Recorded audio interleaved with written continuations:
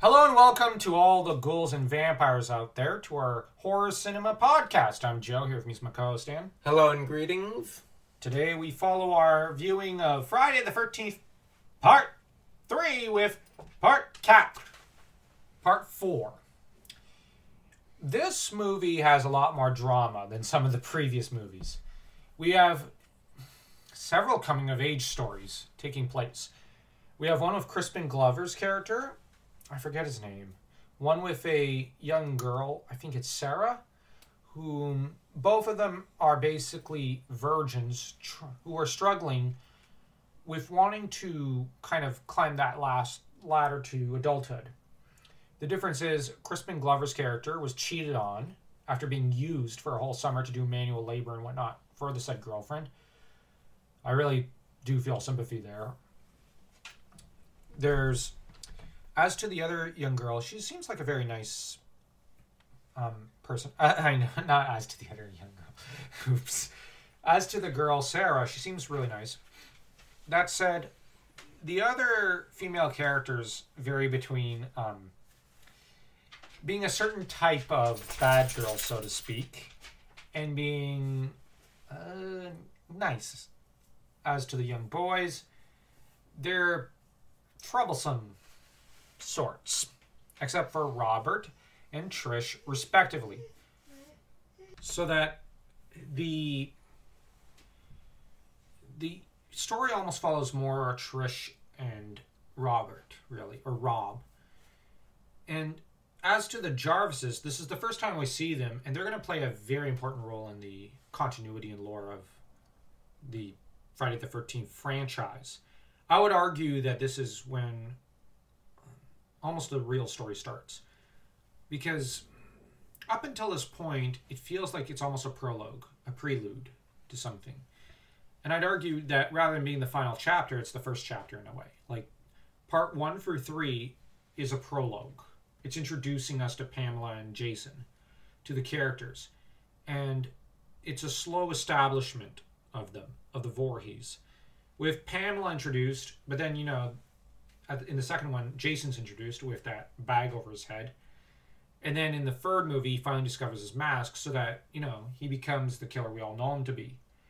And in part 4, he's introduced to his arch nemesis, Tommy Jarvis, who proceeds to kill him off in childhood, which is pretty impressive considering how much bigger Jason is. So that Tommy has to rely on his cunning and resourcefulness to do him in, as well as his sister, to fend him off while he was shaving his head, taking his time.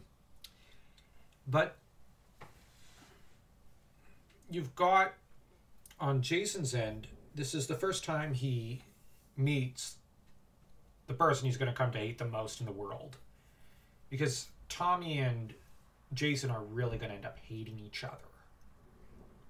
In turn, Trish, this is the close-up of her arc. Now, interestingly, speaking of closing up arcs, at the beginning we got a shot of Christy from the previous movie who's crying in her mother's arms, just utterly broken and shattered. Hopefully she'll get the necessary therapy she deserves. I think in one of the two Bloodlines films, the idea is that Christy basically became rejected by society as a liar and someone who's crazy because Thomas, I think it is, published a book and interviewed her. And Tommy ended up kind of talking to her and whatnot. And Tommy is persona non grata by society.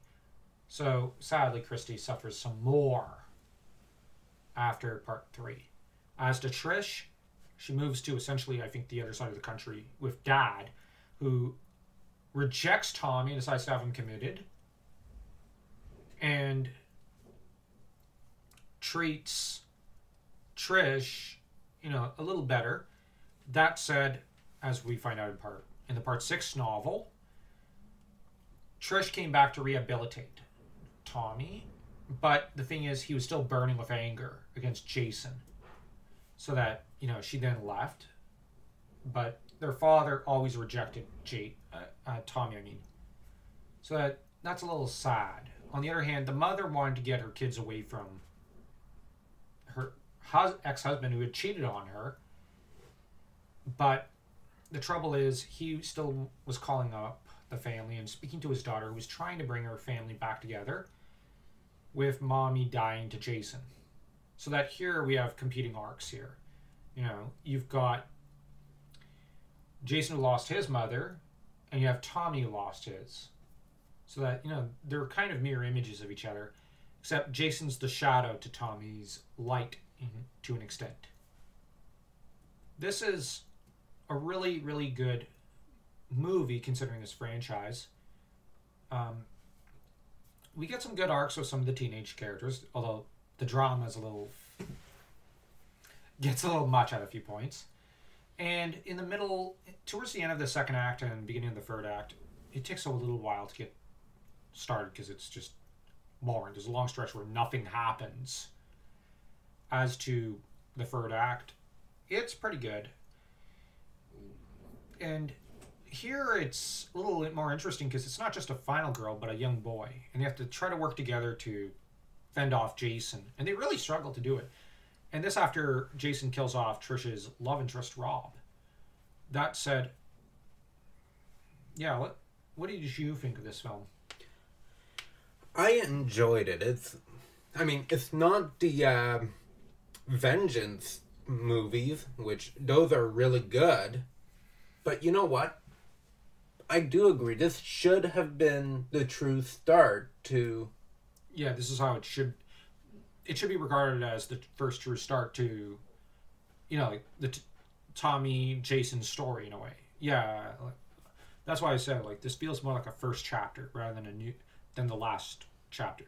But the entire thing of the last chapter was just a marketing gimmick, something Roger Ebert and Gene Siskel called them out on. That aside, how would you rate this film? Like, I think part 2 I rated it, 2.5? I think I rated it that. Either that or 2.1. But this film feels more like a 2. It's good. Actually, I might bring it down to 1.3. It's below mediocre. Like, the stuff that's good is really good, but then there's some stuff which just drag on and on and on. And some of the stuff with Corey Feldman's a little weird. Yeah, I'll say a 2. Because as much as a lot of these slasher movies have these moments where it's like after school special, the Friday the 13th seems to have handled that the best. Yeah. That said, from what I understand it, part 5, well, I can barely remember it. Part 5's not great. Part 6 is where it's probably the high point of this series. But we're going to go from part 6 to jumping to the 2 fan films. That is if we haven't published them already, because, you know, by the time this video is made, the whole timeline's out of whack on our end. Anyways, now that we've rated it, we hope that you stay tuned for our next video, which will be part 5. And don't forget to smash that like and that subscribe button to stay tuned for that video.